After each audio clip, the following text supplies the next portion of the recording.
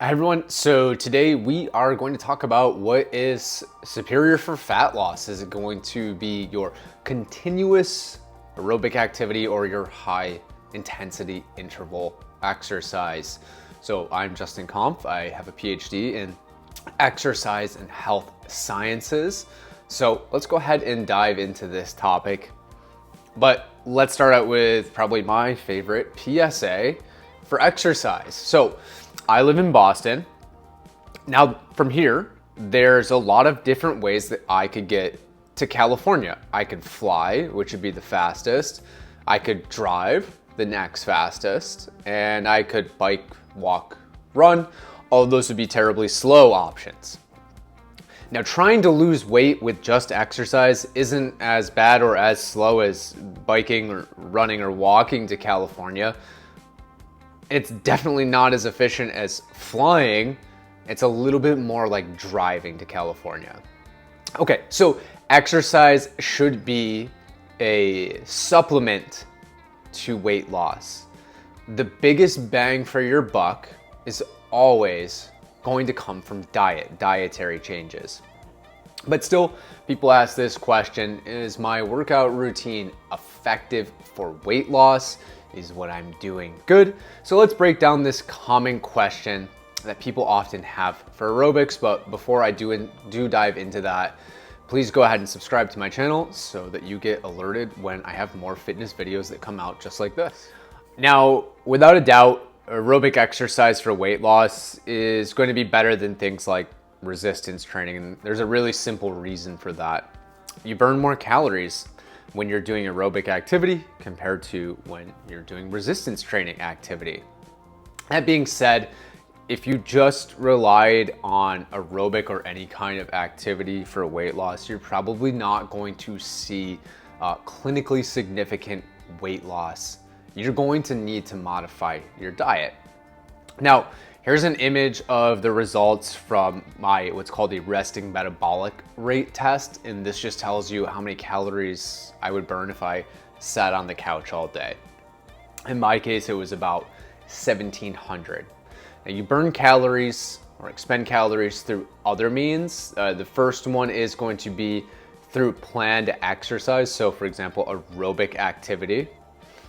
Then you also expend energy through just light intensity movement. If I got up, walked to the bathroom, walked to the fridge, I'm expending energy. And then also through the digestion of food.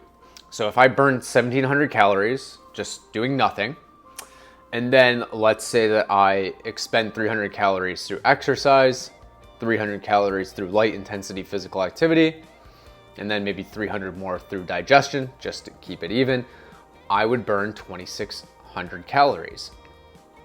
So if I were to eat 2,600 calories, I wouldn't gain weight and I wouldn't lose weight. If I ate more over a long period of time, I would be in a surplus, and over time I'd gain weight. And if I ate less, over time I'd be in a deficit and eventually I'd lose weight.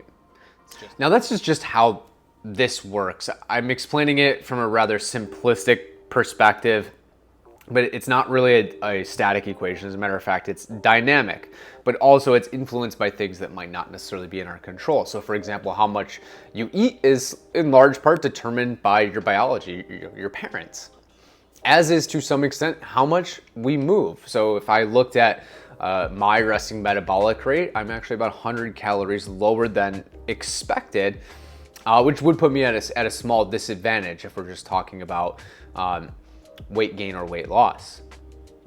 When you move more too, you tend to also get more hungry and you tend to eat more. So the equation that we have always strives for balance.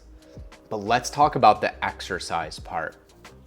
Now, one systematic review, and a systematic review is just a review of all of the studies on a certain topic, looked at traditional aerobics. Again, think about just continuous effort at a moderate pace compared to your high intensity interval training or HIIT training, and think about bouts of effort, intense effort, followed by periods of rest or by lower intensity activity. So you might sprint or run really fast, then that might be followed by a walk or just a complete rest and then going back to doing a sprint. Probably the best way to think about categorizing these types of training is through your heart rate. It's probably the easiest way for us to think about it. And your heart rate in relation to your heart rate max. So you can roughly calculate your heart rate max by subtracting your age from 220. So if you're 30, your estimated max heart rate is 190. High intensity efforts are going to mean really high heart rates relative to your max, and moderate intensity means more moderate heart rates. So this review looked at these types of training and changes in body fat percentage, visceral fat, and then other health and fitness metrics.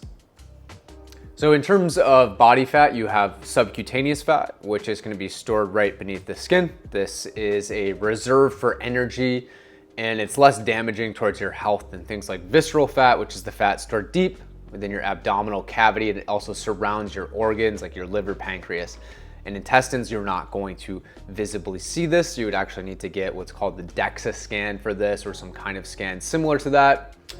Visceral fat is more closely associated with health risks than subcutaneous fat. People with more fat in that area are more likely to develop cardiovascular disease, type 2 diabetes, and things like hypertension. So I'll show you the results from my DEXA scan, which shows both subcutaneous fat and then also visceral fat. So if we look at that, you could say, yeah, I could do some work on my subcutaneous fat, but the visceral fat is in a good place. We do want to be as close to zero as possible with that. Let's go back to that study though. So this study synthesized the results from 11 studies and found that there was no difference in the loss of body fat or visceral fat when comparing continuous aerobics to HIIT. Now that being said, HIIT was better for your VO2 max. So VO2 max is an important health and fitness metric. So VO2 max, or maximal oxygen consumption, is the maximum rate at which your body can consume oxygen during intense exercise. It's a very important indicator of overall cardiovascular fitness, reflects the capacity of your heart, lungs, and muscles to do work and to produce energy during sustained physical activity. So for example, here would be my VO2 max as roughly measured by your Apple Watch. So when I started, for example, training for a 15K, you can see that it creeps up. 15K running is going to be more of a moderate, more of your continuous heart rate. But when that was done, I started focusing on shorter distances at faster speeds, and you can see that it goes up again, probably at a little bit of a faster rate actually. In this study, HIIT was also better for improving fasting blood glucose and cholesterol too.